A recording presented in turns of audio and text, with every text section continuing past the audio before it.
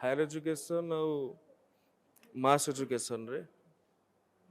plus two result न बाहर कि प्लस थ्री एडमिशन प्रोसेस आरंभ हवा एटा आरंभ ये गोटे दी दिन है ना ये 16 एप्रिल रु आरंभ है एवं जो नोटिफिकेशन आम छाड़ीचु से स्वाभाविक भाव में लिखाही जेते पर्यंत प्लस टू रिजल्ट न बाहरी थी सेते पर्यंत आम ताहाको एक्सटेंशन करूँ आ रिजल्ट बाहर 10 दिन पर सेमानंकर मार्कशीट से अपलोड करेंगे जो साम्स पोर्टल अच्छी आमर से 10 दिन महलत दिज्व जिते बड़े प्लस टू रिजल्ट बाहर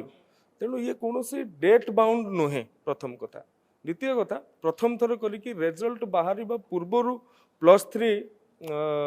एडमिशन व्यवस्था करा गत वर्ष डिसेम्बर मसरे एडमिशन शेष पर्याय सरला गोटे सेमिस्टर सरीबा बसला आमर आग्रह अच्छी यही वर्ष आम षोल एडमिशन करूँ शीघ्र एडमिशन करूँ ता सहित जून मसरे जो सीट आलोकेशन अच्छी सीट आलोकेशन करा एवं जुलाई 15 रु क्लास आरंभ करूँ तेणु तार जो प्रीवियस फॉर्मालिटीज अच्छी से प्रीवियस फॉर्मालिटीज को आम पिलांकर रिजल्ट बाहर पूर्व सारी रिजल्ट बाहरला परे 10 दिन टाइम पीरियड दिज्व जब भी रिजल्ट बाहर प्लस टू 10 दिन टाइम पीरियड दिज्व 10 दिन भितर से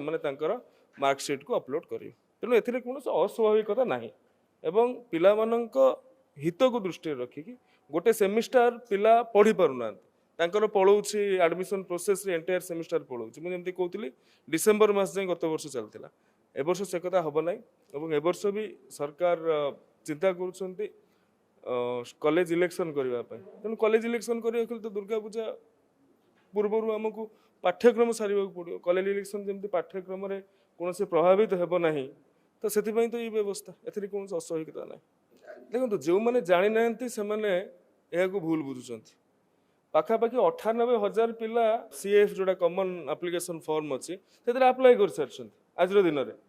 आ ये तो आजिकल का कथा नुहे ये हूँ 16 एप्रिल कथा छात्र समाज बुद्धिजीवी समाज और शिक्षक समाज उच्च शिक्षार आम जो संस्कार आणुचु एमको सहयोग करुँच जी विषयटा को संपूर्ण रूपे